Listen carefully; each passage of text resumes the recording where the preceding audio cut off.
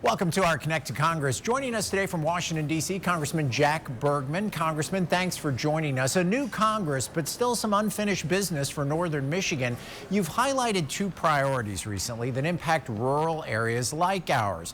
Update, if you will, our viewers on the Rural Broadband Window of Opportunity Act. What would it do, and why is it a priority of yours? Well, let's face it. Think about our lives today if we don't have broadband connectivity.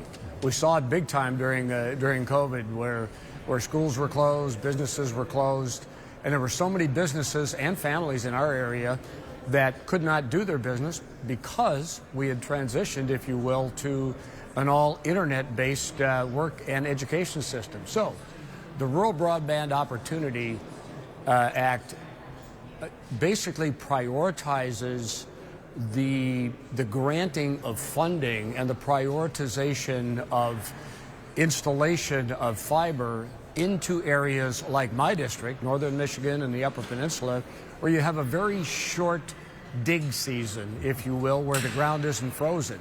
So what that does is prioritizes our rural areas and remote areas so that we can do our business, live our lives in the 21st century, if you will, need that we have for instant communication through fiber. Another pressing concern for much of our viewing area is access to health care, and that's where another piece of proposed legislation comes into play that claims it could help keep emergency departments at our hospitals open. Why have you chosen to support this effort? Well, again, when you represent a rural and remote district like I represent, we don't have a whole lot of big hospitals. In fact, we need, in order for, number one, accessibility of quality health care for our individuals, and also the just general long-term care for our folks, we need rural emergency health care access. So these rural emergency hospitals can't be overlooked through funding just because it's not a big city with a basically high-density population. We need the funding to ensure that the rural hospitals are able to stay open and provide especially the emergency services necessary, whether it be for individuals or in some cases we have companies in our district that through their union contracts have to ensure that there is emergency care within a certain radius of time or distance. So rural emergency health care is vital to the people of the First District. And that's why I'm behind this. We need it now, and we can do it the right way and cost effectively if we fund it and structure it in an appropriate manner. Congressman, when we've spoken in the past, you have mentioned that Washington and Congress isn't as dysfunctional as the media portrays it to be, that there's a lot of good work getting done that doesn't get much airtime on the cable networks. Are you confident that this edition of Congress can move forward and get work done for the American people? The short answer is yes, even though we have a very small majority here in the House of Representatives. In a couple of weeks, Donald Trump will be the president. We'll have a majority in the Senate. We'll have a slim majority in the House. But the American people, the American voters, not just a few swing states, have given President Trump the mandate to lead our country for the next 4 years. That's a big deal. And I've seen, even as recently as yesterday when we voted on the Laken-Riley Act, that there were roughly some 54, don't hold me to the exact number, but 54 Democrats that voted for that logical, common sense bill to protect people. And I see more of that type of legislation that will draw out the middle, the good, logical, common sense, common ground, common good middle that is both Democrat and Republican here in Washington, D.C. Not just the goofies over on this side or the crazies on that side, and you can figure out who they are. We're here, we were sent here by our constituents to get things done and to work with others to do good policy and good law. And most of what we do is policy. And that law that we pass here that will be passed in the Senate is going to be something that when it gets to President Trump's desk, he will sign it because his administration has been an active participant, if you will, in creating it to begin with.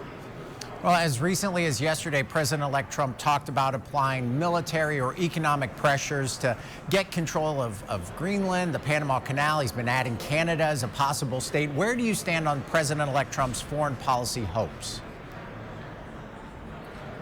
Well, you know, foreign policy, you can go all the way back to Thomas Jefferson as our first Secretary of State and how he applied President Washington's foreign policy, which was to create an environment where people from other countries could come together and talk about, first of all, the establishment of diplomatic relations between two or more countries.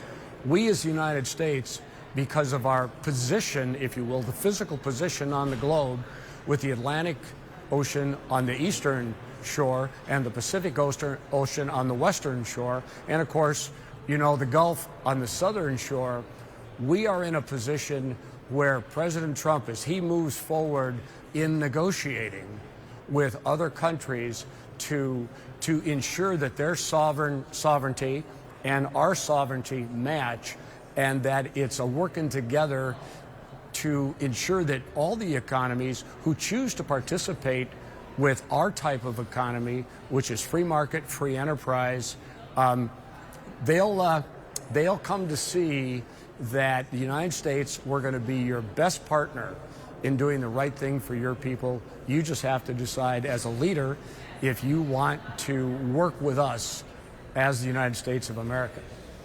Well, it's the new year. I imagine as a Marine, you're a goal person. So do you have a professional resolution as a congressman that you would like to accomplish in 2025? I guess if I had if you will, a resolution as for, if it's not true, don't say it. Don't make normal life into a middle school drama. So let's be adults in the room here. Let's not be, God love them, you know, 15-year-olds who are still untested by life. Let's all act like adults here in Washington, D.C.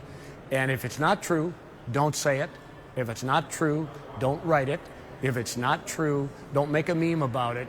So let's stick with the truth here, because I think truth is what drives us to the positive results. That's my resolution. I will speak truth to anybody who asks me. I appreciate your time today, Congressman.